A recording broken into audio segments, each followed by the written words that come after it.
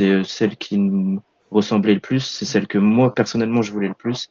C'est un jeune coach à la grande bouche, on va dire, en étant poli, qui sait recadrer les joueurs et qui avait un système qui ressemblait le plus à Froquez. Le début de saison était un petit peu poussif. On a eu beaucoup de matchs nuls. La prépa est réussie parce qu'on perd pas un match, ou un, il me semble. Après, il y a eu beaucoup de chamboulements aussi en interne, comme je l'ai dit, au niveau du mercato. On a eu deux, trois. On a eu Danso Nail avec les visites médicales refusées, donc ça a un peu retardé le mercato. Et au final, on s'est penché sur beaucoup de prêts, comme Satriano, malheureusement qui s'est blessé, ou Enzola. En début de saison, quand même réussi parce qu'on n'a que 3 défaites, je pense, sur ce début de saison, contre Paris, Lille et Marseille. Donc c'est pas des petites défaites, quoi. C'est des défaites méritées. Bon, à part Lille, mais on n'est pas là pour ça. Après, le petit échec, ça reste la non-qualification en Coupe d'Europe. On a fait un flop gigantesque en deuxième mi-temps. Ça m'a rappelé la deuxième mi-temps à Fribourg. Et depuis le changement de système que Wesley avait un petit peu le problème de faire du Francaise dès le début de saison avec le 3-5-2, mais ça lui ressemblait pas. Il a décidé de faire un 4-4-2. Au début, sur plusieurs fins de match, ça nous a permis de gagner contre Nantes. Et ça faisait 2 matchs, donc 6 points pris avant de se déplacer chez vous, où vous êtes très en forme, avec une seule défaite sur l'année. Et moi, je m'attendais pas à une victoire, un match nul, et c'est plutôt un bon résultat, comme l'a dit le coach. Et très content de ce beau match de football.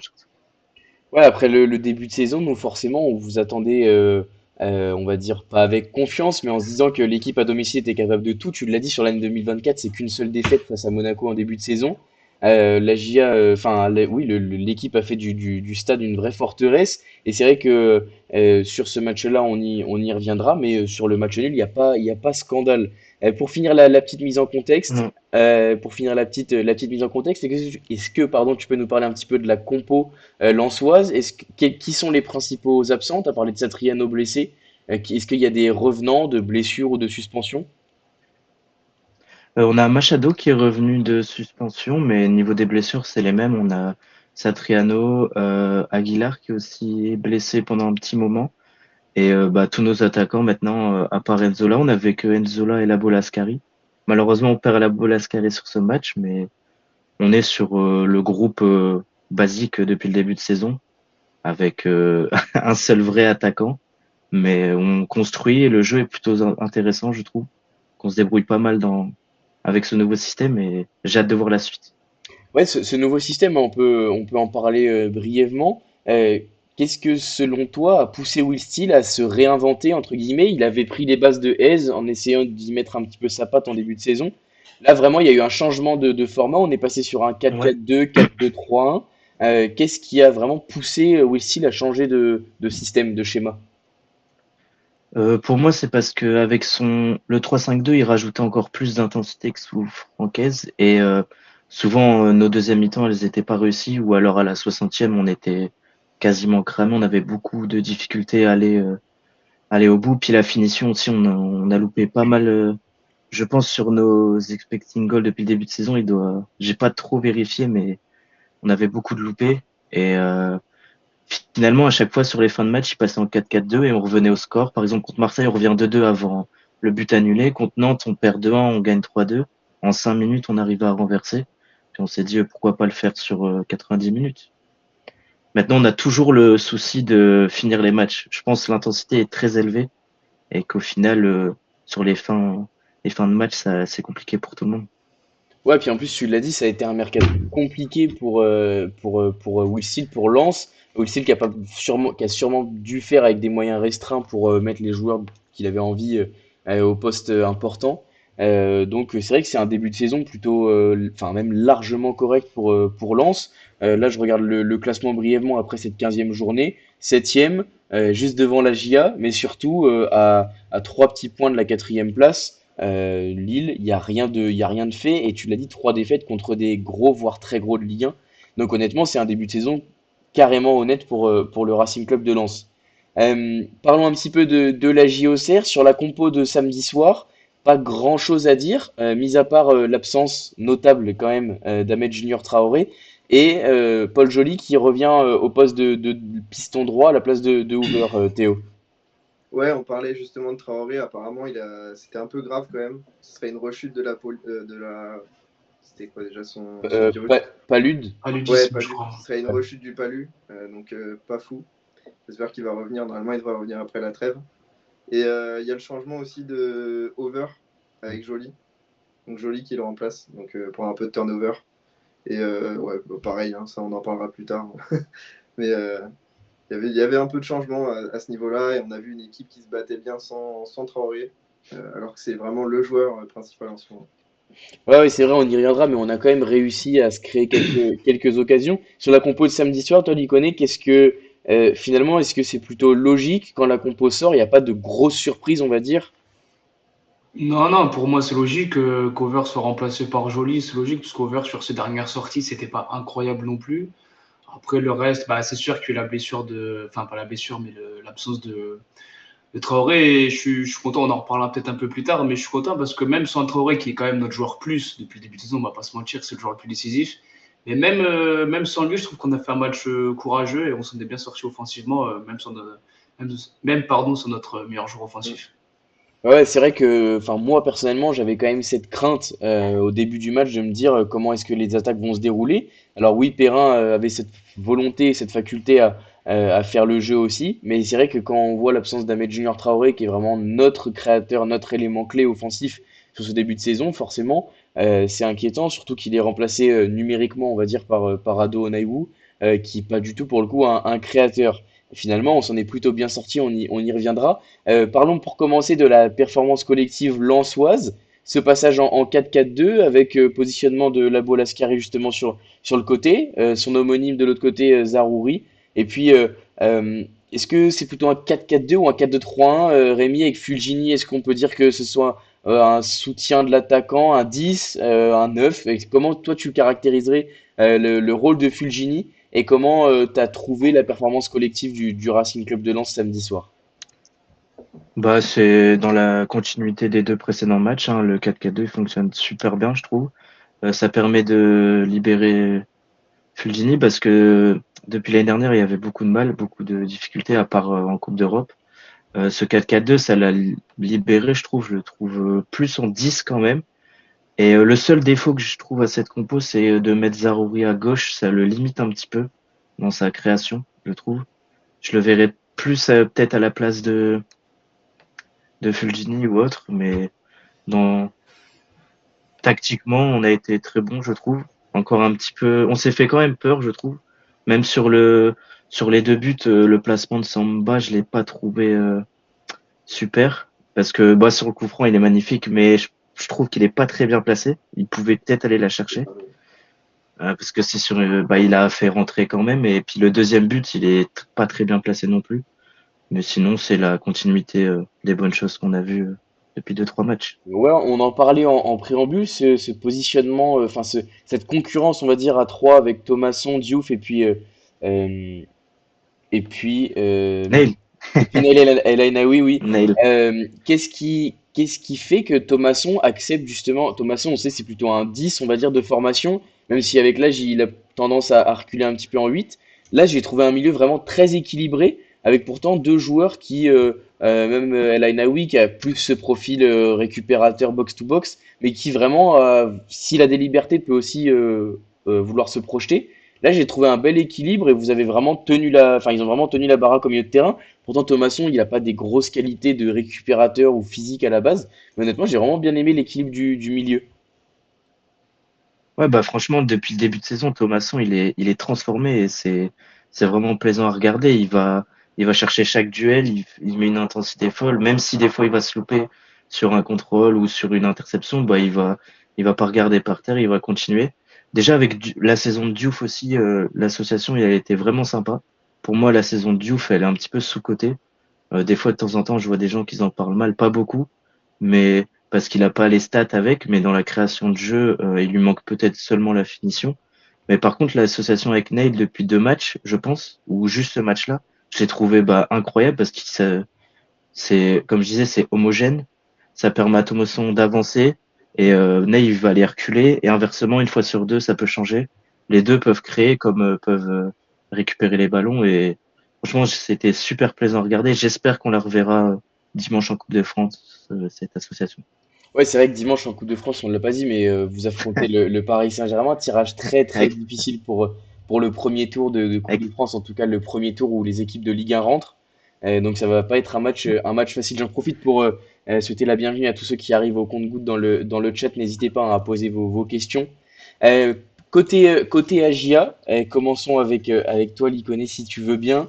On a vu une prestation finalement dans la continuité, pareil, avec le plan de jeu qui a été relativement bien appliqué. Est-ce que sur cette performance-là, tu as des choses t'aurais des choses à redire, toi, des choses qui t'ont moins plu en tout cas que les fois d'avant? Non, non, je trouve que ouais, c'est comme tu l'as dit, on est dans la continuité. C'est vrai qu'on a eu un petit creux avec Angers et Toulouse. Après, on a bien rebondi quand même à domicile. On sait surtout qu'à domicile, l'équipe est solide et transformée. Je pense que c'est aussi avec tout ce stade, toute cette ambiance, je pense qu'aussi ça les pousse aussi. Euh, Collectivement, non, franchement, je me trouve très propre. On fait les efforts les uns pour les autres. Après, c'est vrai que je crois que c'est sur le deuxième but lensois, le placement d'Ocho est pas terrible. Le joueur lensois, j'ai oublié son nom, et il est à la limite du hors-jeu, mais c'est vrai qu'Ocho, il aurait pu faire un effort de placement. Après, sinon, collectivement, non, je trouve que on est bien en place. Défensivement, ça coulisse bien. Offensivement, on se projette assez rapidement. Donc, je suis content, on est dans la continuité et j'espère que ça va durer comme ça jusqu'à la fin de saison. Ça fait 15 journées maintenant que le championnat a débuté. On est la mi-décembre, la trêve est là. Il nous reste un match de coupe. Mais est-ce que finalement le constat, et tu l'as dit, on a eu un creux contre Angers et Toulouse, est-ce que finalement le constat, c'est pas que on est meilleur contre les meilleurs que nous? Ouais, bah après, c'est un peu l'histoire de la G, hein. C'est souvent qu'on est fort avec les forts et entre guillemets faible avec les faibles. Après, en ce début de saison aussi, pour relativiser les défaites, bah, notamment les Montpellier, Le Havre, Nantes, Saint-Etienne, l'équipe était nouvelle, il y avait de nouvelles têtes, au chaud, fallait Diomandé, fallait que tout ça se mette en place, que Pellissier aussi, voilà, que la défense à 5 ou à 3, fallait que tout ça se mette en place. Et on voit que maintenant, ben, les automatismes sont là et on voit que quand même défensivement, on l'a vu notamment contre Paris, et défensivement on a des incroyables. Léon sort un match XXL, mais aussi défensivement, les trois de derrière, incroyable. Et aussi le petit Danois qui continue de m'impressionner match après match, et incroyable. Très très content pour lui en tout cas. Ouais, je te pose la question, Théo, contre les petits, contre les gros. Mais en tout cas, est-ce que cet AGIA-là et ces joueurs-là, ils aiment pas un peu souffrir ensemble, entre guillemets? Ouais, bah, c'est l'histoire de la GIA, hein, comme disait Liconet. C'est toujours ça, quoi. On galère contre les petits, on perd tout le temps les petits, et les gros, on va faire des matchs, des prestations XXL qu'on n'a jamais vues. Ça a toujours été ça. Je me souviens, même en Ligue 2, on gagnait toujours les 5 premiers du championnat, mais par contre, les 18-19e, on perdait tout le temps. Enfin, ça a toujours été frustrant, mais d'un côté, c'est une belle histoire aussi de voir la combativité de l'équipe au fur et à mesure. Enfin, tout au long des années, ça a toujours été ça. Et, on voit encore ça cette année, c'est génial. C'est l'ADN du club, on va dire.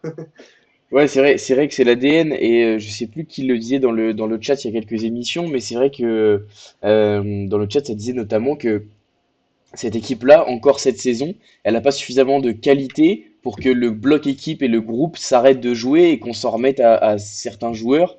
Et sur le match de Paris, sur le match de Lens, c'est vraiment enfin, des qualités, je trouve, de groupe, de bloc équipe qu'on voit quand on voit les efforts. Enfin, faudrait voir le temps passé par Gaëtan Perrin sur cette première partie de saison dans sa propre moitié de terrain. Je pense que c'est tout simplement le joueur offensif qui passe le plus de temps dans sa propre moitié de terrain. C'est assez incroyable de voir à quel point tous les joueurs aiment faire les efforts les uns pour les autres. Tu l'as dit, Liconé, souffrir, on va dire, entre guillemets, les uns pour les autres, mais surtout à quel point ils se sont adaptés à ce plan de jeu. On le dit toutes les semaines, mais à quel point ils se sont vite adaptés à ce plan de jeu et avec cette volonté d'aller chercher des résultats. Là, quand on voit l'explosion du stade, l'explosion des joueurs au coup de sifflet final contre Lens, au coup de sifflet final contre Paris, bah, c'est plaisant à voir que on ramène des points contre des grosses équipes du championnat, mais que tous les joueurs qui ont couru à mon avis, il y a pas un joueur qui a couru moins de 8 ou 9 kilomètres, et à mon avis, au plus, il y en a qui ont couru au moins 12-13. Ils aient, enfin, ce plaisir-là à courir les uns pour les autres, à faire les efforts. Donc honnêtement, ça fait vraiment plaisir. On a eu une question sur Mensa dans le chat. Hiro le Lensois n'hésite pas à la reposer au moment des performances individuelles. On y reviendra avec plaisir.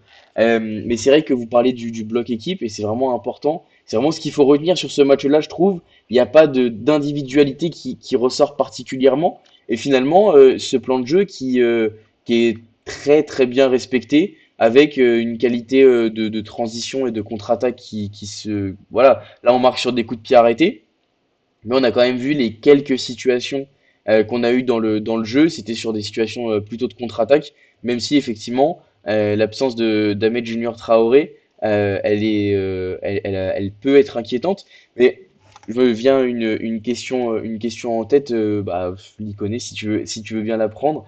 Euh, on l'a dit un petit peu en début d'émission, mais le fait de voir qu'on sait se créer des occasions, qu'on sait répondre présent, qu'on a réussi à marquer 2 buts sans Ahmed Junior Traoré, est-ce que c'est pas un motif très positif pour la poursuite de la saison? Bah, si, si, complètement. C'est un motif plus qu'encourageant et ça prouve qu'on n'est pas dépendant que d'un joueur. Et c'est ce qui caractérise pardon, aussi l'équipe cette saison, c'est que t'as pas un joueur vraiment au-dessus des autres. Bon, même si Traoré, on l'a dit, c'est Monsieur Plus, et il n'était pas là ce match-là. Et alors, Onaïou, c'est un registre complètement différent, beaucoup moins créatif, mais il a fait, je l'ai vu se battre aussi, vu du stade, je l'ai vu se battre, courir pour ses coéquipiers, revenir défendre. Donc, non, non, très content de la performance d'Ado aussi. Ouais, ouais, Ouais, vas-y si je Théo, peux vas-y. rebondir. Ouais, ouais, vas-y. Après, c'est vrai qu'on n'a pas été catastrophique offensivement, mais on doit noter quand même que les 2 buts ils sont sur coup de pied arrêté. Et quand même, dans la construction, je trouve que c'était quand même beaucoup plus difficile avec Onaïbou, qui a quand même des lacunes techniques énormes. Quand on voit les pertes de balles qu'il fait, enfin les ballons qu'il perd, des fois ça me rend ouf. Et franchement, c'est là-dessus, on voit quand même l'importance de Ahmed sur ce point-là. Ouais, Après, ouais. même si Perrin, offensivement, il nous apporte énormément cette année, il a passé vraiment un step en Ligue 1. Ouais, ouais, il a passé un step. Je pense que il apprend beaucoup et je pense qu'il a même pris en maturité. On l'avait vu la saison dernière, essayer de prendre un peu les rênes du jeu, de entre guillemets prendre le rôle de Gocho, de Gauthier Hein, avec beaucoup de création. Il redescendait parfois très bas, même quitte à perdre des ballons dans des zones un peu difficiles. Cette saison, il a vraiment appris, on va dire, à s'adapter aux joueurs qu'il a à côté de lui et notamment à Ahmed Junior Traoré, à lui laisser les responsabilités, mais quand même à en prendre dans certains plans du jeu, des choses qu'il fait peut-être mieux ou aussi bien que qu'Ahmed Junior Traoré. Par exemple, je pense aux petits espaces où il arrive vraiment souvent à s'en débrouiller. Il a pris en maturité, je pense, depuis la montée d'il y a 2 ans. Et c'est vrai que tu l'as dit, Théo, il a vraiment passé un step. On a Sénégalia dans le chat qui nous dit sur le deuxième but lensois, on merde dès le départ. Léon relance à droite où il y a énormément de monde alors que Akpa et Mensah sont tout seuls à gauche. C'est vrai que tu l'as dit, Liconé. L'alignement sur le deuxième but lensois, c'est un peu la catastrophe, quoi.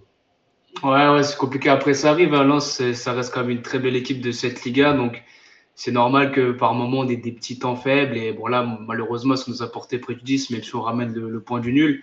Alors après, c'est normal sur un match, sur 90 minutes, on peut pas être parfait tout le temps. C'est normal qu'il y ait des petites erreurs. Après, voilà, on a su répondre. Même si on l'a dit dans le jeu avec un Traoré, il nous manquait quand même ce petit quelque chose. Mais le fait de marquer coup de pied arrêté, ça veut dire que même si dans le jeu on est un peu moins bien, on peut quand même être dangereux sur coup de pied arrêté. Et je trouve que offensivement, c'est bien d'avoir aussi cette palette-là. Dans le jeu, on peut être dangereux, mais sur coup de pied arrêté, on peut l'être aussi. Et ça, c'est vraiment bon pour nous, quoi. Ouais, ouais, c'est vrai qu'on avait eu beaucoup de mal sur les coups de pied arrêtés, notamment défensifs, en début de saison. Ah ouais. On avait été souvent inquiétés et offensivement, on n'avait justement jamais réussi à inquiéter l'adversaire. L'a marqué à 2 reprises sur des coups de pied arrêtés, c'est vraiment positif. Théo, autre point positif, je trouve, sur le match de samedi, c'est qu'on a fait face à une équipe de Lens qui était venue avec les épaules et qui était venue avec la volonté d'imposer un rythme physique ardu et on a su répondre présent, que ce soit au milieu de terrain, que ce soit en défense. C'est vrai que dans le chat, on nous dit que Théobert aurait sûrement été peut-être une meilleure solution pour répondre à cet impact physique. C'est vrai qu'on a su répondre à l'impact physique. Ah, complètement. Mais après, c'est vrai qu'on a vu que Lens, ça jouait énormément dans l'impact. Il y avait beaucoup d'impact de leur côté. Et nous, on a bien répondu, on a su répondre, on a su, dès le début, faire les efforts, combattre sur le terrain. C'était vraiment un match de guerrier, je trouve, ce week-end. Et c'est vrai que sur le choix de Sinayoko ou Baer, ou Onaiwu, hein, à voir. Moi, j'aurais bien vu Ber en pointe et Sinayoko sur un côté. Même si je suis pas un grand fan de Sinayoko, il a encore quelques lacunes à combler sur ce plan-là aussi. Mais ouais, Ber aurait pu faire son- aurait pu tirer son épingle du jeu dans ce match physiquement. Et là où Sinayoko, je pense, enfin là où le choix de Pélissier se porte sur Sinayoko, c'est que Sinayoko, il arrive à être décisif, même si dans le jeu, c'est pas toujours ça, même s'il n'arrive pas toujours à gagner un ballon de la tête, même jamais. Et là-dessus, il arrive à être décisif, ce que Ber arrive moins à faire sur ses entrées en tout cas. Enfin, par exemple, sur ce match-là, je trouve que Sinayoko fait un mauvais match, honnêtement. Mais il arrive à sortir une passe décisive, il fait une super passe, un super sens sur Rocho. Assez lucide en fait dans son geste, où il l'envoie assez facilement au bon endroit en fait sur Rocho. Ouais. Là où peut-être Ber n'aurait pas eu le même impact, malheureusement. Même si je trouve qu'il a vraiment des très bonnes qualités et qu'il a juste à progresser un peu et ce sera vraiment un bon attaquant, je pense. Faut que Djibril le façonne à sa façon et puis ça ira. Ouais, moi, ce que j'ai pas compris sur le match de samedi, c'est le positionnement de chacun. Sinayoko, de formation, c'est un 9, mais il a quand même beaucoup été exilé sur le côté. Il a des qualités sur le côté, on sait, sur les très longs espaces, il est plutôt rapide, il est plutôt physique, il arrive à faire des différences. Et d'ailleurs, on le voit samedi quand il est décisif, c'est sur une action il s'excentre sur le côté droit. Moi, j'ai pas compris ce positionnement et ça fait plusieurs matchs qu'Ado rentre à gauche. Alors, il paye forcément hein, le fait qu'il y ait qu'un seul attaquant de pointe. Mais je comprends pas ce positionnement d'Ado à gauche. Il a absolument pas les qualités pour jouer sur le côté. Et dans l'émission contre Toulouse, justement, notre intervenant toulousain, qu'on salue d'ailleurs, nous avait dit que ça avait été aussi le cas à Toulouse, où il avait été souvent mis sur le côté gauche parce qu'il y avait justement à cette époque-là, qu'est-ce qu'il y avait en pointe d'Alinga, peut-être à Toulouse, enfin en tout cas des attaquants qui performaient. Mais du coup, Ado avait été exilé sur le côté gauche et avait beaucoup de mal à performer. Et là, on le voit, il a très peu de qualité finalement pour un joueur de côté, pas de percussion, tu l'as dit. C'est ça, c'est vraiment typiquement l'attaquant de surface, Ado Onaiwu, là où Sinayoko, il aurait plus de qualité en tout cas pour jouer à gauche. Donc voilà, moi j'ai pas tellement compris ce positionnement-là. On reviendra après sur les performances individuelles, puisque pour commencer justement ces performances individuelles, on va parler un petit peu des Lensois et des Lensois de samedi soir. On parlait de la bataille du milieu de terrain. C'est vrai que je donnerai pas de gagnant à cette bataille-là, mais en tout cas, Thomasson a fait un gros match au milieu de terrain et on parlait aussi de l'alignement sur le deuxième but. Au-delà de l'alignement, moi je voulais quand même, pour commencer les performances individuelles lensoises, saluer la qualité de la passe tu me dis si je me trompe, mais il me semble que c'est Adrien Thomasson qui fait la passe D sur le deuxième but. Ouais, il me semble Et, aussi, ouais, c'est ça. et la qualité de la passe, quand même, on voit qu'il a du ballon, quoi. Ouais, c'est impressionnant à voir parce que moi, je repense à son dernier match l'année dernière de Thomasson où il veut dégager le ballon et il allume la cage de l'ECA et on se prend le 2-2. Du coup, on se fait priver d'Europa League, mais depuis l'arrivée de Wistil, il est dans une forme exceptionnelle. C'est notre meilleur joueur de la saison, je trouve, avec Kuzanov. Et Brice Samba aussi, il faut pas le négliger parce que il fait quand même une bonne saison. Malgré, je trouve, sa performance n'était pas très incroyable face à vous, mais face à Reims, il nous sauve encore. Mais ouais, Thomasson, pour moi, c'est le joueur du match de notre côté, avec Neil qui remonte en puissance également. Donc très plaisant. Enzola qui confirme aussi son deuxième but en 2 matchs, parce qu'il avait deuxième but sur 3 matchs, pardon, il avait marqué à Reims. Et, euh, et franchement, je suis pas déçu du match, je me suis régalé. Puis je suis aussi content parce que voilà, vous prenez des points et tant mieux pour vous, parce que ça m'embêterait de vous voir descendre, parce que voilà, comme je dis, sur le niveau de jeu, vous méritez même juste le match pour moi. Votre meilleur match, c'est face à Marseille, hein, aller gagner 3-0 là-bas. Franchement, vous faites vibrer, vous avez fait vibrer du monde, je pense. C'est vrai qu'il y avait 3-0 à la mi-temps, ils ont fini par marquer sur péno, il y avait 3-1 à la fin du match, mais c'est vrai qu'à la mi-temps, il y avait. 3-1, pardon, ouais, Mais 3-1. c'est vrai que je me suis trompé Ouais, bah, tu aussi vois. sur la passe D, c'est Frankowski qui fait la passe D sur Mbala Mura. Frankowski, ouais, bah, il a la qualité toujours. Ouais. Il a Et toujours cette qualité. d'ailleurs, je me demandais justement, parce qu'il y a des joueurs dont on a peu parlé et qu'on a relativement peu vu, même si Frankowski était le meilleur buteur du Racing Club de Lens à l'entame de ce match, c'est ce passage à 4, forcément, ça a pénalisé entre guillemets certains, et notamment donc Frankowski qui est descendu d'un cran, qui avait l'habitude de jouer piston, et à l'inverse Medina qui est monté d'un cran, qui avait l'habitude de jouer dans l'axe, et là qui était positionné plus sur le côté gauche. Moi j'adore ce genre de latéraux de latéral qui est Medina. Pas très rapide, mais avec une qualité technique. Enfin, on le voyait déjà en charnière centrale. Et surtout, je pense qu'il est vraiment un joueur majeur du système de Will Steele parce qu'il rentre beaucoup à l'intérieur. Il va vraiment apporter le surnombre dans certaines situations. Est-ce que tu peux nous parler un petit peu des latéraux sous le 4-4-2 de Will Steele?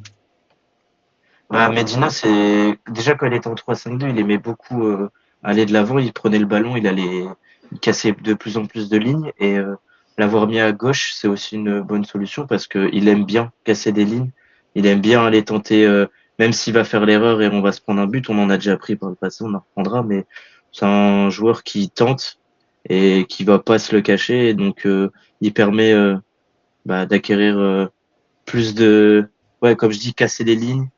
Il peut éliminer deux, trois adversaires, aller la balancer à l'opposé et revenir en défense en même temps. Et puis Frankowski, il fait plus de retours défensifs du coup, vu qu'il est piston.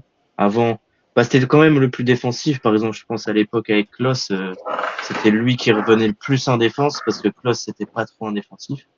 Donc c'est c'est homogène en fait la défense à 4 parce que derrière t'as quand même Kuzanov et Danso et c'est une charnière. Avant ce match, on était la meilleure défense à égalité avec Monaco. Là, on en prend deux, mais ça prouve quand même que. Je pense que dans le jeu, on n'en prend pas beaucoup. On prend beaucoup sur coup de pied arrêté ou sur penalty, nos buts. Ouais, c'est vrai que Christophe Pellissier Mm. s'est félicité à la fin du match d'avoir pu mettre 2 buts à la meilleure défense de Ligue 1. Il l'a dit en conférence de presse hein, que c'était une très très bonne performance sur le plan offensif. Justement, parlons des performances individuelles un petit peu côté OCR. Théo, si tu veux démarrer, quel joueur t'a plu côté OCR, même si on l'a dit, c'est vraiment ce bloc équipe qui a été très important. Ouais, l'équipe a été très bonne, mais bon, comme d'habitude, mon petit chouchou, Doufy, danois, Kevin Trop Danois, fort. qui est incroyable. De toute façon, c'est pas compliqué. Depuis qu'on est bon, c'est depuis qu'il est sur le terrain. Donc voilà, hein. Non, Il a c'est changé l'équipe. Enfin, c'est la plaque tournante au milieu de terrain. Tout passe par lui. En fait, ce que j'aime beaucoup chez lui, c'est sa faculté à tourner le jeu tout de suite vers l'avant et sa dépense d'énergie. Enfin, ce qui est fou, c'est qu'il a un physique qui est pas immense, mais vraiment, il est petit, c'est un peu un Marco Verratti, quoi, mais il résiste tellement bien au pressing. Enfin, c'est dingue, quoi, pour un joueur aussi frêle, aussi jeune et sans trop d'expérience, il est vraiment étincelant, c'est dingue. C'est vraiment mon top du match, vraiment. Ouais, à noter que Kevin Danois, j'ai vu ça dans une conversation entre Léo Panenka-Gia et Alex Agia sur Twitter. Deux très bons suiveurs et tweetos, si vous les suivez pas encore, allez-y, foncez. Juste leur conversation qui disait que Danois, en réserve, il a d'abord commencé plus haut sur le terrain. Danois, c'était vraiment un 10, un 10. Et en fait, il a été contraint de redescendre d'un cran en passant 6-8 avec la réserve. Et puis, il me semble que c'est Pellissier en conférence de presse qui parlait de sa transformation physique. C'est vrai qu'il a énormément évolué physiquement, en prenant de la masse, en prenant du muscle. Et tu le disais, sa faculté à répondre au duel, à répondre au choc, elle est énorme. Et c'est vrai que cette capacité à se mettre dans le sens du jeu tout de suite, que ce soit par la passe ou par le dribble, mais c'est surtout grâce à son orientation du corps. Et on peut regarder, il n'y a aucune situation où quand il reçoit le ballon, il est tourné vers son but à lui, toujours tourné vers le but adverse ou à la limite en trois quarts pour pouvoir jouer au moins une passe verticale, mais il joue très très peu derrière lui en plus, il joue très peu dans son dos.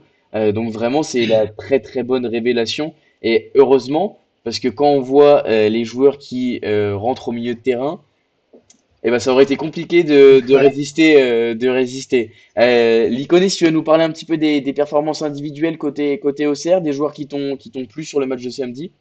Bah, évidemment, Danois, mais tout a été dit sur lui, et même en termes de percussion aussi, surtout contre Lens, je trouve. Mm. J'aime bien, il prend le ballon, il part balle au pied, il n'a pas peur, il arrive à casser quelques lignes. Il me semble qu'il réussit 4 dribbles tentés, enfin, il réussit 4 sur 4. En Danois, il sort un gros match, puis je trouve qu'en plus, au fur et à mesure des matchs, il continue à monter en puissance, à progresser. Après, sinon, individuellement, Akpa aussi, Akpa, j'ai bien aimé. Pareil, En début de saison, je le trouvais un petit peu timide, un petit peu frêle. Et pareil, il est monté en puissance au fur et à mesure. Et je trouve vraiment que ce poste d'acte de central gauche dans cette défense-là, c'est parfait pour lui vraiment parce que aussi défensivement, c'est solide hein, parce que je me rappelle aussi de son match contre Paris, il y avait du monde en face et il s'est pas laissé impressionner. Dans les duels aériens, il en perd pas beaucoup. Après, qui c'est qu'il y a d'autres on parle que des tops là, on parle aussi des flops. Non, tu peux parler des flops, hein. Flop joli. Joli, sa simulation déjà, c'est. Parce que ouais, j'étais au stade et j'étais avec les Ultras, donc forcément, de nous, quand l'action se produit, bah, évidemment, on crie penalty. Enfin, pour nous, ça paraît tellement évident. Et j'ai vu le ralenti. Ah ouais, il a bien simulé en fait. Et en plus, c'est dommage parce que il fait la différence Ouais, c'est sur Kuzanov, je crois, ouais. qui le crochet. Ouais.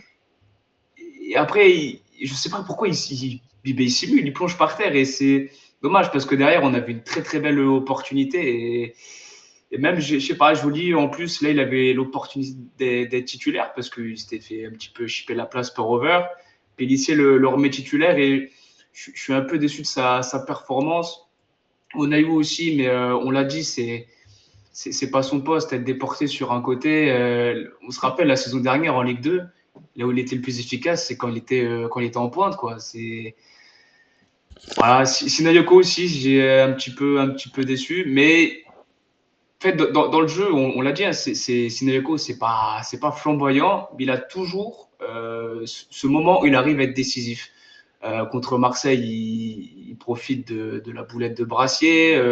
Contre Rennes, je crois, il rentre, il met le but sur penalty, il fait une passe D. Là, encore contre Lens, il fait une passe D. Donc, dans le jeu, je suis pas convaincu. Et je pense vraiment, encore une fois, que moi, après, c'est mon chouchou, mais Théobert, franchement, en numéro 9, en point de fixation, en plus, c'est un beau bébé. Théobert, pour le bouger, on le voit quand il rentre, il prend tous les ballons de la tête.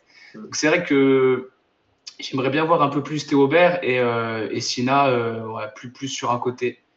Après, ouais, je pense avoir fait à peu près le tour. Owusu aussi qui nous sort un très bon match. Mensa peut-être. Mensa, je l'ai trouvé un petit peu en dedans. Ça fait plusieurs matchs où je le trouve. Mais c'est sur le premier but où je crois il se jette et après ça profite au lancer. On prend le premier but là-dessus. Mensa aussi, j'ai trouvé un petit peu en dedans. Ouais, bah justement, ça embraye ma réponse à Hiro Le Lançois dans le chat qui avait posé la question justement sur ce qu'on pensait de Gideon Mensah, Gideon Mensah. C'est vrai que ça a d'ailleurs été très bien répondu dans le chat, capable du pire comme du meilleur, même à l'intérieur du même match. Mais par contre, quand il est en confiance, il est capable de te sortir des prestations dignes d'un top latéral de Ligue 1, concrètement. Après, il est capable aussi d'être assez régulier comme il l'est depuis quelques matchs. Alors, il avait été vraiment exceptionnel, je crois. C'était contre. Aidez-moi, les gars, Marseille, c'était contre Marseille qu'il avait été contre vraiment Marseille, il très est très fort. exceptionnel. Même contre Paris, il fait un. Ouais. Ouais, et même là contre Lens, il est pas. Je dirais, il fait Non, il est largement pas. son job, quoi.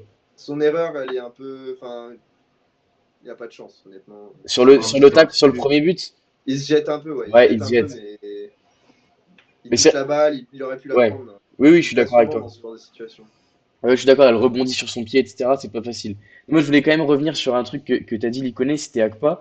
Concrètement, qu'on se le dise, avant sa prolongation, moi, quand il prolonge, je dis c'est très bien. Mais même, je pense qu'on peut retrouver mon tweet où je dis concrètement, rotation, tranquille, on va l'intégrer et tout. Parce que son début de saison, piston gauche, il est complètement raté, pas du tout son poste. Il n'y a pas de. Voilà. C'est même très compliqué pour lui de faire l'affaire. Et d'ailleurs, les gens qui voyaient en lui cette capacité à faire un match comme ça, la 15e, enfin 14e, 15e journée contre Paris et Lens, j'aimerais bien les connaître, les voir, parce qu'ils doivent très très bien connaître le foot. Ce repositionnement-là en centrale gauche, il est énorme pour lui. Faut quand même le dire, il a réussi à se faire sa place avec autour de lui Djoubal, Ocho, Diomandé. Diomandé, c'est peut-être un petit peu en dessous des deux noms que j'ai cités précédemment, mais je veux dire, il montait tellement en puissance avant la trêve, Diomandé, il marque contre Lyon, etc. Mais au-delà de ça, défensivement, il était carrément en place. Là, il n'y a même pas de question à se poser. Akpa est titulaire indiscutable. Alors que c'est quel match où on apprend que Djoubal se pète à l'échauffement et final, Non, si, c'est Marseille, je crois. Marseille, il était suspendu, Ouais. Ah ouais? Djoubal. mais il y a un match en début de saison, je me demande si c'est pas Le Havre ou quoi, où il se pète en début, où il se pète à l'échauffement, on apprend Bonne ça, question. il est annoncé dans la compo, finalement Akpa prend la place, et je me rappelle pendant le Et on perd. débrief, on était tous les trois au Serrois à dire, mais pourquoi Pélissier repasse pas sur un système à 4? En plus, c'était le moment où la défense à 5 était décriée, et tout le monde se dit, mais quelle est cette idée de mettre Akpa titu? Pourquoi ne pas repasser sur une défense à 4, mettre un milieu en plus ou mettre. Enfin, voilà. Finalement, là aujourd'hui, il est indéboulonnable depuis la trêve. Je pense que depuis le match d'Angers, c'est peut-être le meilleur joueur, celui qui est le plus constant. Même si Djoubal est bien revenu, hein, je trouve, de la trêve, il a été quand même costaud sur les 4-5 derniers matchs. Mais Akpa est tout simplement énorme depuis sa prolongation. Et quelqu'un le mettait dans le chat. Voilà, mettez, j'aime beaucoup le travail de Pélissier. C'est un coach intelligent qui n'hésite pas à faire confiance aux jeunes. Quand on voit l'éclosion de Kevin Danois et de Clément Akpas sur ce début de saison, voilà, il a tout résumé. Honnêtement, c'est très très plaisant de pouvoir voir ces jeunes-là éclore sous notre maillot. En plus de ça, je pense que il y a aussi un peu cette volonté dans le foot d'aujourd'hui de valoriser au maximum les joueurs. Akpas, il me semble que Akpas, c'est de la post-formation. Il n'est pas formé à Auxerre, Akpas, il me semble. Je sais pas à quel âge il arrive à Auxerre, en tout cas. Ouais, Akpa, avant, je me demande si c'était pas Metz, mais ouais, il y avait un club Mais si, si, t'as avant raison. Auxerre. C'est ça, Si, c'est si, t'as Metz? raison. Et je crois qu'il arrive en 17 ou en 18. Et par contre, Danois, pour le coup, produit de la formation auxerroise. Je pense qu'il y a quand même cette volonté de valoriser ces joueurs-là. Et là, c'est ce qui est en train de se passer et de très bien se passer pour ces deux mecs-là. Et honnêtement, on en est plus que content parce que ce soit au poste de milieu de terrain ou au poste de central dans cette défense à 3, on aurait été un peu juste s'il y avait eu que les solutions hors Danois que pas. Alors, il y aurait eu ce qu'il faut en défense. Au milieu de terrain, je l'ai dit, ça aurait été très compliqué parce que, encore une fois, l'entrée de Ryan Raveloson, c'est très très Catastrophe. chaud. Et je me demande même, je sais pas si vous posez la même question, mais pourquoi c'est pas Dioussé tout simplement qui joue? Certes, il a des lacunes Dioussé, mais vu ce que montre Raveloson, sa perte de balle à l'entrée de la surface à 2-2, enfin c'est invraisemblable quoi. À aucun moment il fait les efforts. Et quand Danois était sur le terrain, il était à chaque fois plus haut et plus bas sur l'action d'après. Enfin, je veux dire, enfin, ça se régulait absolument pas. En plus, je pense que faire sortir Owusu, c'est peut-être pas la meilleure solution dans le sens où il apporte quand même à la récup, il est quand même très très présent et tu l'as dit, il connaît, il a encore fait son match, honnêtement très constant sur cette première partie de saison. Donc voilà, sur les performances individuelles auxerroises. Rémi, si tu veux donner un petit peu ton avis sur le match de samedi, les joueurs qui t'ont plu, toi côté Lensois, enfin côté auxerrois, mais pour un Lensois. Gaëtan Perrin, je trouve, depuis le départ de Gauthier Ouais. Hein, je sais plus, il performe de plus en plus, hein. Il est super impressionnant. Ça l'a libéré, je trouve. Puis heureusement, je pense que Traoré est absent quand même parce que son début de saison. Je sais pas si c'est un prêt ou si c'est un achat. J'ai pas Ouais, trop ouais, suivi. Traoré, c'est un prêt, ouais. Ouais. On l'aurait jamais eu en achat. Il vient, il vient d'où? C'est 20 millions de valeur marchande. Il vient de Bournemouth. Sachant que Ouais. Bournemouth l'avait acheté 41, il me semble, à Sassuolo il y a Ah ouais. 2 ans. Ouais. Donc Et voilà. il a été prêté à Ok. Naples il y a un an, je crois, et il jouait un huitième de finale contre le Barça en LDC. Bah, en février dernier, ouais, il jouait les Ok. huitièmes de Ouais. finale. Ah, tu vois, j'avais même pas. Ah, je Donc, pensais que c'était un achat ou quoi, mais et- En fait, ouais. J'aurais bien Après, aimé. en fait, c'est parce qu'il a été ouais. malade, c'est parce qu'il a il a eu le paludisme en Côte d'Ivoire qu'on arrive à l'avoir, parce qu'il a eu un an de trou où il n'a pas joué un match, je crois, et donc c'est comme ça qu'on a réussi à l'avoir pour le relancer. Ah, puis il n'y a pas que lui, le mercato en général il est intéressant, votre façon de faire. Franchement, Mm. même Gabriel Osso, l'avoir eu libre, c'est pas, il vient de première ligue. Bon, même si l'équipe descend, bon, il est pas je pense qu'il est pas performant à tous les matchs, je crois, c'est ça. Peut-être il a un manque de Ah, il doit s'adapter, je continuité, pense. mais son Ouais, match, ouais, ouais, mais surtout en son début match de saison, d'hier, c'est compliqué. Après, ça le pareil, samedi. il monte en puissance aussi au show. Mais on sent qu'il a Mais, des qualités, quoi. Ouais. Il joue en première ligue 38 matchs, c'est pas pour rien. ah, puis tu vois qu'il a le physique, regarde juste ouais, le match de samedi, les matchs comme ça, c'est ce qu'il kiffe, hein. Claire.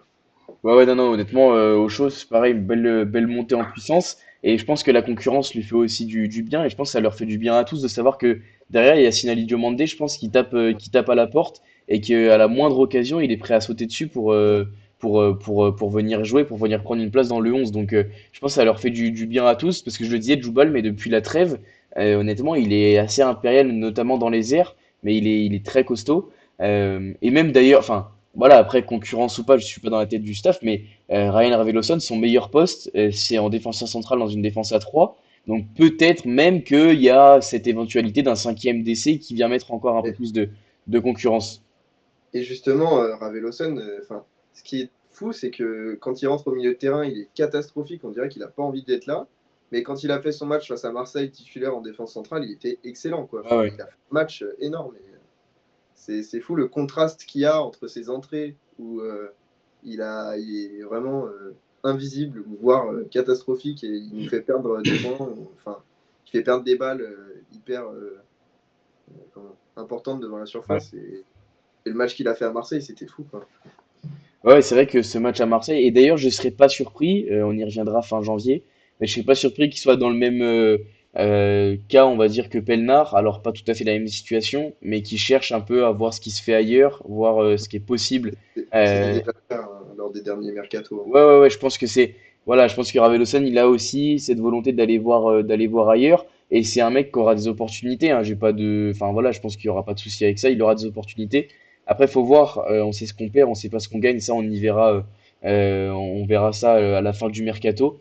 Mais Raveloson, je pense que c'est de lui-même un joueur qui va chercher à aller prendre du temps de jeu ailleurs. Surtout que vous me dites si je me trompe, mais Raveloson, il a jamais prolongé sous le maillot de la GIA. Ça veut dire son contrat, c'est le contrat de base, on va dire. Il doit avoir une fin de contrat d'ailleurs en peut-être 26. Ouais, Euh, 22. 26, je dirais 26, parce qu'il est arrivé à l'hiver 2022, l'hiver 2021. Enfin, voilà, il doit avoir une fin de contrat pas très lointaine. À mon avis, il se renseigne sur ce qui est possible de faire à la trêve, tout comme Théo Pelnard, pour ceux qui n'avaient pas l'info. Théo Pelnard, ça sent fort les États-Unis, je crois. Ou en tout cas, il y a des clubs qui sont à fond dessus, et lui veut aussi aller voir ailleurs. Donc C'est voilà, c'est 2026, Va- Raveloson. 26, ouais, donc voilà, il lui reste un an et demi de contrat. Bon, voilà, je pense que c'est peut-être le bon moment pour lui d'aller voir ailleurs. Là, il prend quelques minutes en Ligue 1, il sort d'une bonne saison en Ligue 2. C'est peut-être le moment aussi pour Auxerre de se faire une petite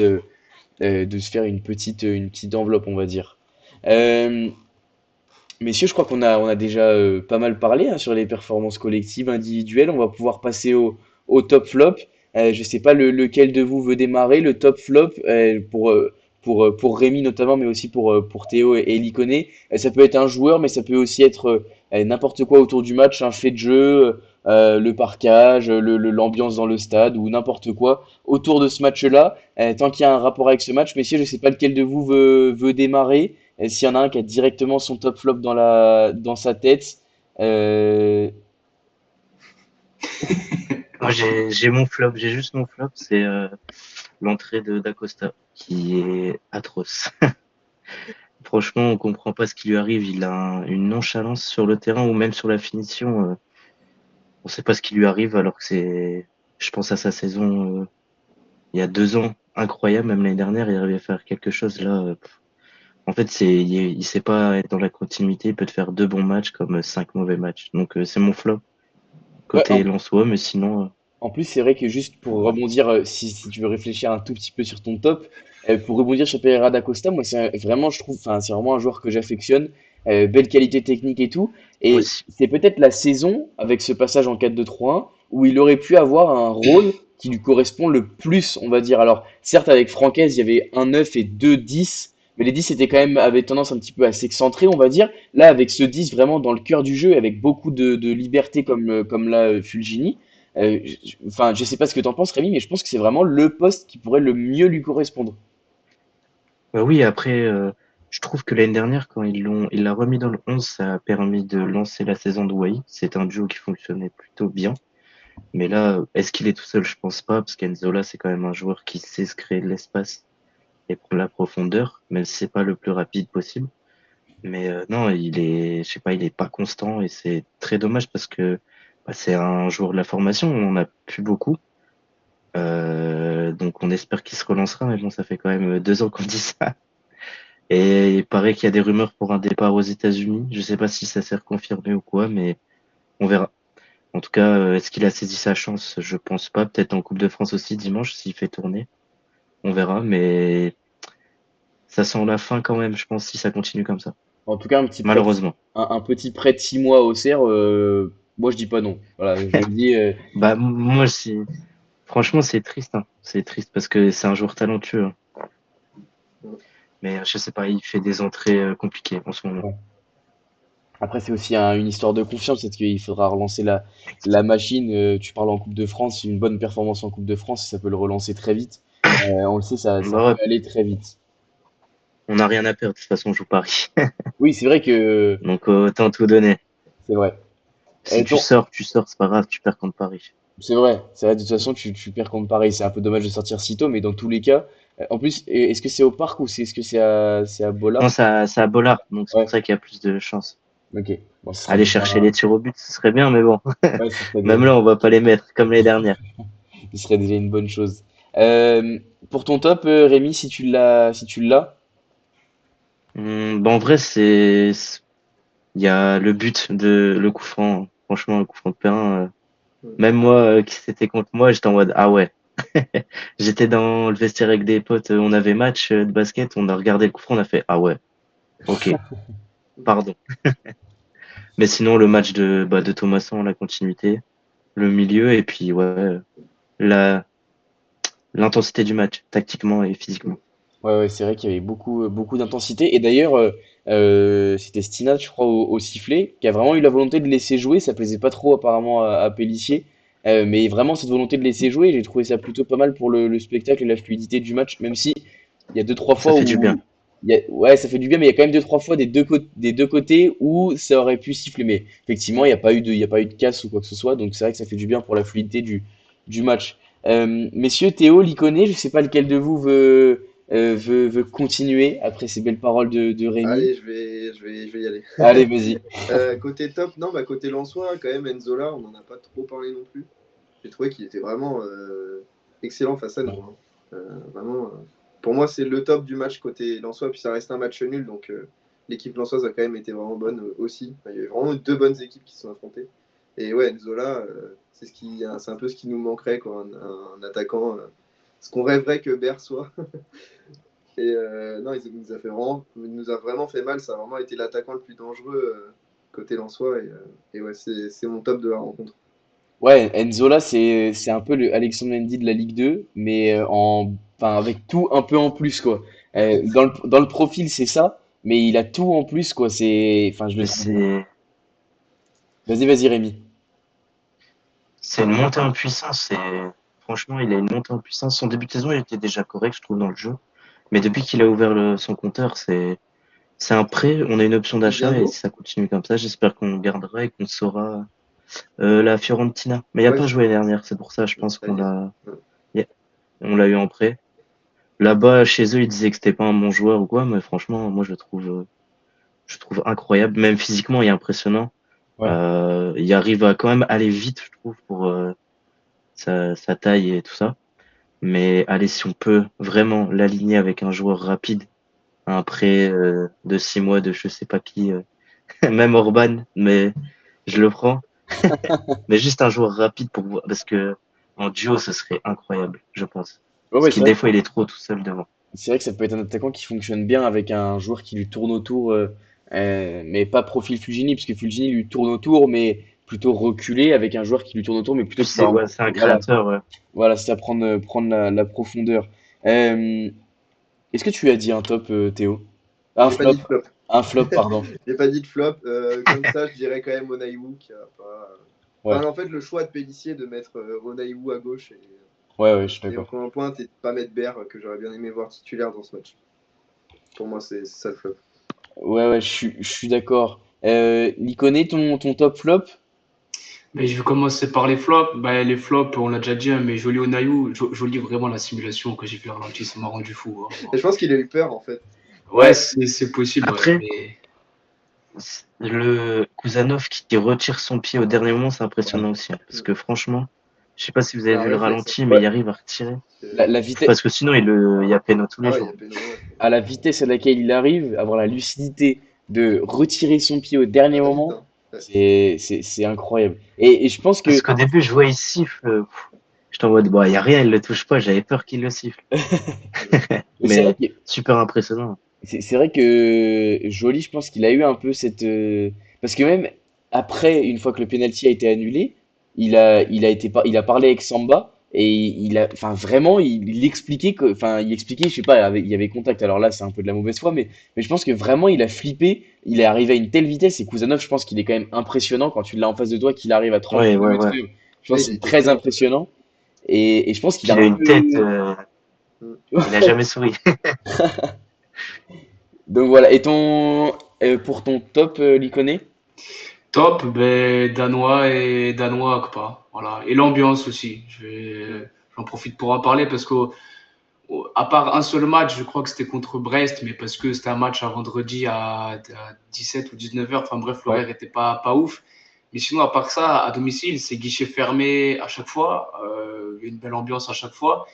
Et ça se voit parce que déjà, les joueurs, on le voit sur le terrain, c'est pas que c'est pas la même équipe, mais on les sent que ça leur insuffle une force supplémentaire.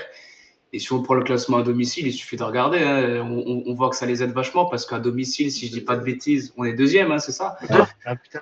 Je croyais que c'était troisième. C'est pour ça. Non, deuxième, le seul match qu'on perd, c'est contre Monaco. Et là, il n'y a rien à dire parce que Monaco, Ouais, tu c'est vois. vraiment au-dessus. Mais ouais, l'ambiance, même pas contre Lens depuis le début de saison, vraiment, j'ai envie de souligner ça parce que on est une petite ville, mais on arrive quand même à remplir plus Bah, que Un grand régulièrement le club, stade, ouais. donc ça fait plaisir. quand je vois, j'ai regardé Le Havre hier contre Strasbourg, je crois. Enfin, le stade, il y avait une place sur deux qui était vide et c'était l'ambiance, elle Comme était Nice. morte, quoi. Et pourtant, c'est un club qui a envahi le terrain à la 85e quand ils sont montés en Ligue 1, quoi. Donc voilà. C'est Enfin, vrai, ça. il y a eu un engouement quand ils sont montés, mais eux, par exemple, ils n'ont pas réussi à le maintenir. Là où nous, on a réussi vraiment à maintenir l'engouement. Et à Auxerre Strasbourg, il y aura guichet fermé très très probablement.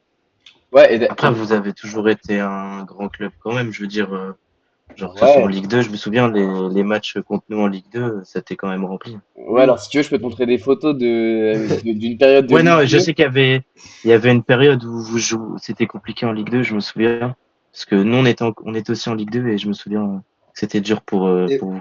même à l'époque, en Ligue 1, j'ai des vagues souvenirs de quand j'étais petit. Le stade était vraiment pas toujours plein, voire à moitié plein, quoi. Donc, Ouais, franchement, en ce moment, ce qui se passe, c'est presque du jamais vu. Et il y a beaucoup de monde qui le dit parmi les anciens de la GIA, etc. Bah d'ailleurs, c'est pas ça me fait anodin. penser. Vas-y, Rémi. Pardon, vas-y, je t'en prie.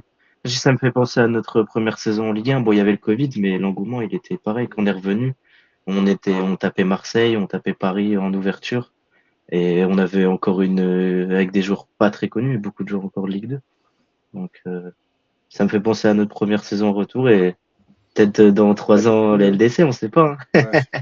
Bah écoute, nous on prend en tout cas. Non, je voulais dire, rebondir sur toi, Théo. C'est vrai que c'est pas anodin si le projet d'agrandissement du stade il arrive maintenant. Si ça faisait 15 ans qu'on remplissait le stade tous les week-ends, peut-être qu'il serait arrivé plus tôt. Là aujourd'hui, depuis 3 4 ans, le stade est tout le temps plein ou quasiment. Donc voilà, honnêtement, c'est pas une surprise si ça arrive maintenant. Euh, il y a Gélène 54 300 dans le chat qui dit cinquième, on est cinquième sur la dynamique des 10 derniers matchs. Voilà, deuxième à domicile. Enfin, je veux dire, on a des chiffres. La stat qu'a sorti la GIA avec 12 victoires, 5 nuls, une défaite à domicile en Ouais, j'ai championnat vu sur ça. l'année civile. Enfin, c'est incroyable ce Ouais. qu'on vit à domicile. Je veux dire, c'est tout simplement incroyable avec quand même on joue à domicile donc depuis mi-août en Ligue 1 sur toute la saison de Ligue 2 etc. Enfin voilà, c'est tout simplement incroyable et franchement, faut qu'on profite de ces très très belles périodes après les années de galère Et, hein, qu'on a vécues concrètement. et à noter qu'en deuxième partie de saison, on recevra à domicile les plus faibles équipes du championnat. Donc on aura beaucoup plus de chances peut-être de gagner sur ces matchs-là. Ce qui est important parce qu'on a vu les matchs à l'extérieur, c'était contre Nantes, contre il y avait Le Havre. Enfin, tous les matchs qu'on perd contre les petits, c'est à l'extérieur. Et là, on les recevra à la maison sur la deuxième partie. Donc ce Ouais, sera là notre carte à jouer. Et maintenir cette forme à domicile sera pas mal. ouais, tu vois, c'est ce que dit justement Gélène là dans le chat. Pour AGA Zénith, tour préliminaire, tour qualificatif à la Ligue des Champions, pardon, 15 000 supporters seulement. Tu vois, aujourd'hui, Et ce serait plein à c'est combien de craquer. places chez vous? Là, en Ligue 1, il y a 17 500, on va dire. Ok. On va dire qu'on fait tous les Ah, je week-ends pensais que c'était plus grand. on fait tous les week-ends 17, on va dire. Et après, il y a toujours des places des abonnés qui viennent pas forcément, etc. Donc ça finit toujours en guichet fermé avec un taux de remplissage à 95-96, quoi. Aujourd'hui, quand on voit la vitesse à laquelle se sont vendues les places contre le PSG, c'est-à-dire que la billetterie n'a été ouverte qu'aux abonnés et elle a été ouverte 1 heure et demie, quoi, 2 heures. Donc Oh. même, ouais, même pas d'ailleurs. Parce que entre les deux tweets, il y a 2 heures, mais entre réellement la fin des places, ça se trouve, il y a 1 heure, quoi. Ouais. Donc non, Bah, non, surtout honnêtement, entre la fin du serveur et l'ouverture du serveur et la fin du serveur, il y avait peut-être 3 minutes. c'est vrai que il y a toujours ces petits problèmes de communication là sur les sites internet qui sont notamment pas adaptés au téléphone portable. La, Je crois so- qu'on a tous les mêmes problèmes avec la billetterie.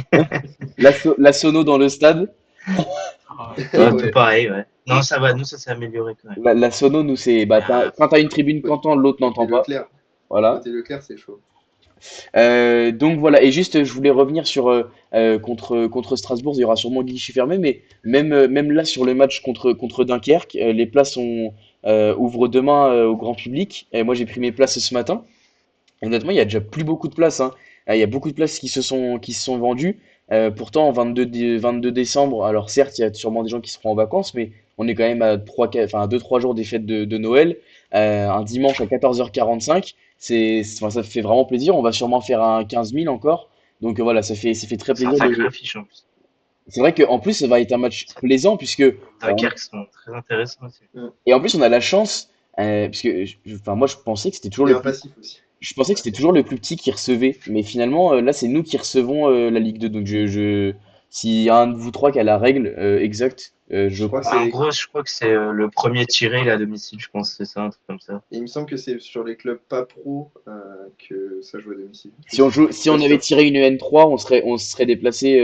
Enfin, je vais pas dire de bêtises, mais Ouais, non, pas sûr. ok. Ouais, je Bon, sais pas. Mais En tout cas, on a le on n'a plaisir pas un de. petit.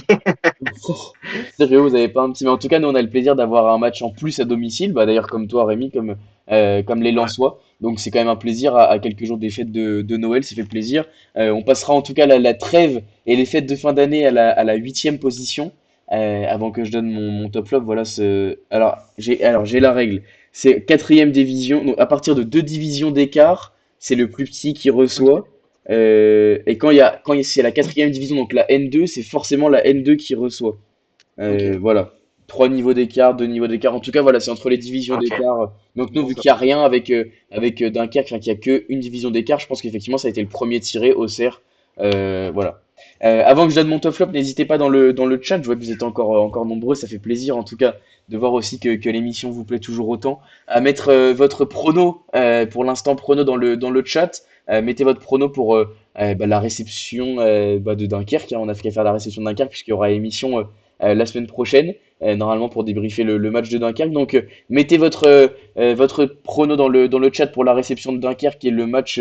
C'est quoi les gars? C'est les 32e là de finale ou c'est les Ouais, 16e? Ouais, c'est c'est les ça. 32. C'est 32e. Ouais, 32e. 32e. Ouais, les clubs de Ligue 1 qui rentrent en 32e. Donc mettez votre prono pour la réception de Dunkerque dans le cadre des 32e de Coupe de France. Avant que je donne mon top flop, de mon côté, mon top, pas très original, j'ai envie de dire, mais je dirais quand même Kevin Danois. J'ai l'impression de l'avoir mis dans tous mes tops depuis la 5e journée. Non, non, franchement, c'est incroyable et Ouais, voilà, c'est sûrement anecdotique pour les joueurs, mais pour nous, ça fait toujours plaisir de voir qu'il est dans l'équipe type de l'équipe. Ça montre aussi qu'il commence à être de plus en plus médiatisé entre guillemets. Quand on voit les commentaires des commentateurs de DAZN hier, voilà, on voit qu'il commence à plaire vraiment aux amateurs de Ligue 1 et ça fait vraiment très plaisir. Et dans mes flops, en vrai, j'en aurais pas tellement à donner. J'ai trouvé notre match très complet, belle ambiance, parquage magnifique, le stade rempli, ça chantait. C'était voilà, sur le terrain, il n'y a pas eu de fait de jeu vraiment marquant. Allez, peut-être le flop, je dirais la simulation de Joly. Je trouve ça dommage à ce moment-là, surtout que vous l'avez dit. Je sais pas lequel de vous l'a dit, mais en plus, il avait vraiment fait la différence pour le coup. C'est-à-dire que Kuzanov était vraiment ouais. passé, vu la vitesse à laquelle il arrive, il est complètement dans le vent. Et Joly, après, a une très très belle position angle de la surface. Donc voilà. Peut-être si je devais donner un flop, je dirais cette simulation de Joly. J'espère qu'il n'aura pas à le refaire. Et puis, son match en globalité n'a pas été exceptionnel, quoi. Donc voilà. Ce serait mon top flop. Finissons l'émission par l'instant prono. Je sais pas. Allez, je commence pour une fois. Je commence pour la réception de Dunkerque.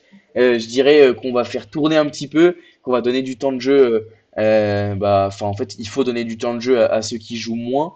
J'espère voir pourquoi pas. J'ai vu dans le chat passer un but de Zosu. C'est vrai qu'Aristide Zosu, il a fait une entrée en Ligue 1. Et ça n'avait pas été horrible. Honnêtement, il avait apporté. Donc j'espère pouvoir le voir un petit peu, j'espère qu'il sera dans le groupe.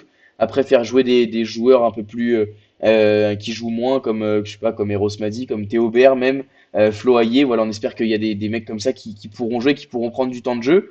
Une qualif ce serait quand même bien. Je pense qu'un bon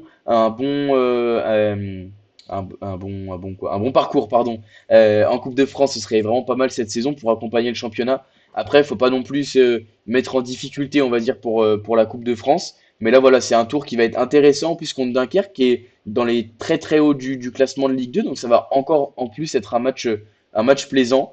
Voilà, je dirais que le flop, j'anticipe mon flop pour la semaine prochaine, mais en tout cas, ce sera l'horaire, 14h45. Voilà, vraiment, c'est pas terrible comme horaire. Mais voilà, en tout cas, très, très hâte d'y être. Et victoire, parce qu'avec tout ça, j'ai toujours pas donné mon prono. Je dirais victoire 2-0. Je dirais victoire 2-0 pour la GIA. Et passage en 16e de finale. Dans le chat, on a du 4-1, du 1-0, 3-0. C'est vrai qu'on a voilà, on parie sur la victoire de la GIA. Qu'est-ce que. Bah, Liconé, si tu veux démarrer pour ton prono. Allez, moi je vais me mouiller, je vais dire victoire 3 buts à 1 et Théo Baer qui lance sa saison chez nous. Voilà, il faut titulaire contre Dunkerque et Allez. doublé. Allez, Ah, mouillons-nous. bah franchement, doublé de Théo Baer, moi je prends. Hein. Attaquant que j'ai hâte de voir décoller. Je pense qu'il a vraiment des qualités Ouais. qui cachent encore un petit peu avec son manque de confiance. Théo, pour Je l'instant dis prono. un petit 2-2 et une victoire au penalty parce que ça va pas être facile. Et parce que ouais, Dunkerque est une bonne équipe et on va faire tourner. Après, j'espère que les jeunes vont réussir à se mettre en valeur. Voilà, Zosu, t'en parlais. Et c'est le moment de donner du temps de jeu à Ber aussi. Ouais, J'espère vraiment que Ber va lancer sa saison sur ce match-là. ouais, Parce ouais, c'est que sûr. j'ai vraiment confiance en lui et je pense qu'il peut vraiment nous apporter beaucoup cette année. Ouais, c'est là, bah, c'est simple. La Coupe de France, quasiment à la même période. Alors, est-ce que c'était le 32e ou est-ce que c'était le 16e? Où Floyer marque son but hors jeu contre Lille et où après, sur le mois de janvier, il plante 4 ou 5 buts. Voilà, c'est pas anodin. C'est le moment de toute façon. Voilà, c'est le moment de reprendre de la confiance. Où j'espère qu'il va pouvoir avoir un match complet dans les jambes. En tout cas, j'espère que des joueurs pourront se relancer et prendre confiance. Rémi, si tu veux participer à l'instant prono et donner ton prono pour le match de Moi, un petit 2 buts à 1 parce que ça va être aussi un match intense. Ouais. Enchaîné avec le match de ce week-end, ça risque aussi d'être un peu dur par moment, sauf si vous faites bien tourner, mais un petit 2 buts à 1 parce que vous êtes à domicile, hein, et c'est Ouais. compliqué chez vous. C'est sûr que ça Et fait. pour nous, Ouais, allez, un vas-y, petit prono pour nous. 0-0 et au tir au but, hein, on espère. Hein. Parce que bon, jouer Lille, Monaco et Paris en 3 ans, en 32e, ça commence à piquer. On aimerait bien faire un parcours. C'est vrai que vous avez pas de chance sur le tirage. Messieurs, je crois qu'on a, Mais on a bon, terminé. À noter que d'ailleurs Dunkerque est en train de faire match nul contre Caen. Est-ce qu'il peut provisoirement, je vais regarder ça, mais voilà, les placer quatrième avec 2 points d'avance sur Annecy et à égalité de points avec Metz à 2 points du Paris FC. Donc honnêtement, c'est une très très bonne saison pour Dunkerque. À noter que c'est un club qui travaille très bien en interne. Pour ceux qui veulent en apprendre un peu plus, il y avait eu un très bon épisode du Club des 5 sur YouTube où ils avaient reçu notamment Romain Decool, le responsable de la cellule de recrutement, et Dembaba, légendaire attaquant de Chelsea notamment, qui est aujourd'hui directeur sportif, directeur technique de Dunkerque. Donc voilà, en tout cas, club très bien structuré qui travaille bien avec des petits moyens. Donc ça fait plaisir de les voir à ce niveau-là. D'ailleurs, à noter qu'ils nous avaient battus la saison dernière à domicile sur un match où tout le monde était sorti en hurlant parce qu'on avait tiré 25 fois au but. qui On se avait, maintiennent. on avait touché, je sais pas, on avait touché 3-4 fois les montants et ils avaient C'est le fini pire par match de l'année dernière, je pense. ouais, Ah ouais. c'était horrible. But Ce sur but à la fin corner, là, but sur corner à la terrible. 93e, je crois, un truc comme ça, c'était Ouais. horrible. Puis ils se maintiennent en fin de saison aussi, il me semble. Ouais, ouais, ils Parce étaient dans que la course ils étaient je crois vraiment que dans la leur course début au de maintien. saison, ouais, ouais. Donc là, ils sont quatrième, c'est plutôt intéressant à voir, c'est sympa. Ouais, ouais, franchement, c'est C'est un très beau sympa. club aussi. Et ça montre aussi l'homogénéité de la Ligue 2 quand on voit Annecy 5e, Laval 6e. Enfin voilà, ça montre aussi vraiment l'homogénéité de la Ligue 2. Et que même Lorient, qui sur le papier avait une équipe largement supérieure à tout ce qui se faisait, n'est pas largement devant tous ses concurrents directs. Donc voilà, c'est très très sympa à suivre la Ligue 2, mais je suis quand même très content de ne plus y être personnellement. Tout pareil. En tout cas, messieurs, je vous remercie pour cette émission. C'était très sympa. Merci à vous d'avoir répondu présent. Théo, Lyconnais, on sera sûrement ramené à se retrouver assez vite. Rémi, pour le match retour, si t'es dispo et OK, ce sera Avec plaisir. avec Et si grand vous êtes à plaisir. Bollard, on ira manger une frite. Allez. Ce sera avec grand plaisir que je te recevrai pour le déplacement à Bollaert. On a hâte de jouer dans un si beau stade et une si belle ambiance. Dans le chat, merci beaucoup à vous pour votre présence, ça fait plaisir. On se retrouve la semaine prochaine pour fêter ensemble les fêtes de Noël. On se retrouvera donc le lundi soir, pardon, le 23. Puis après, je vous laisserai tranquille un petit peu jusqu'à la trêve. En attendant, prenez soin de vous. Merci encore à vous tous dans le chat. Merci à vous les gars. Passez une bonne semaine. Et puis je vous dis à très vite sur les réseaux sociaux. Et puis allez la Merci. GIA.